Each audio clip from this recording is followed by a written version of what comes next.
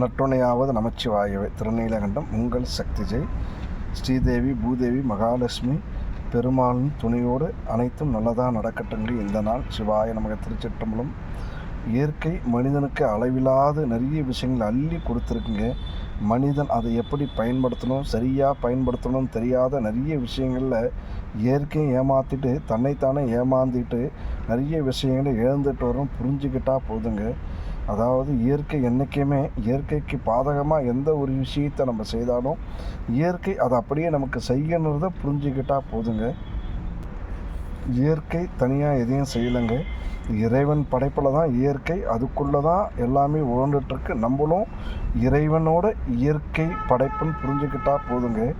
அப்படி இருக்க சொல்ல மனிதன் சக மனிதனுக்கு எதையுமே செய்யாத இறைவனுக்கே செய்கிறோம் அப்படின்னு நிறைய விஷயங்கள் செய்துட்ருக்குங்க. அது சிறப்பான விஷயம், நல்ல விஷயங்க. இறைவன் சக மனிதனுக்கிட்ட இருந்து எதையுமே எதிர்பார்க்கலை.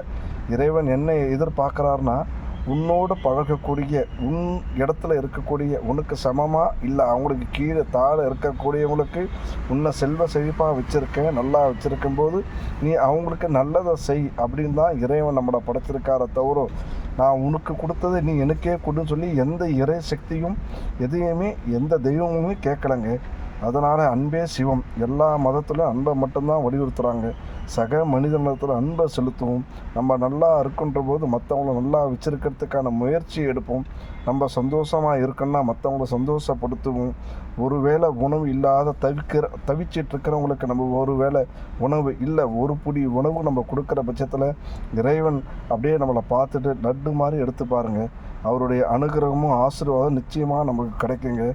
தெய்வம் இருக்குது, இல்லைன்னு சொல்ல வரல. கண்ணுக்கு தெரியாத கடவுளுக்கு தேவையில்லாத விஷயங்களை செய்து அவரை மகிழ்விக்கிறோன்ற நினைப்பில் தவறான விஷயங்களை செய்கிறத தவிர்த்து சக மனிதன் நம்மளோட ஏழ்மையில் இருக்கக்கூடிய, நம்மளோட கஷ்டத்தில் இருக்கிறவங்க கூடியவங்களுக்கு நம்ம உதவும் போது இறைவன் அதை பார்த்து மகிழ்ந்து நம்மளை நிச்சயமாக மகிழ்ச்சியாக வச்சுருப்பாருங்க.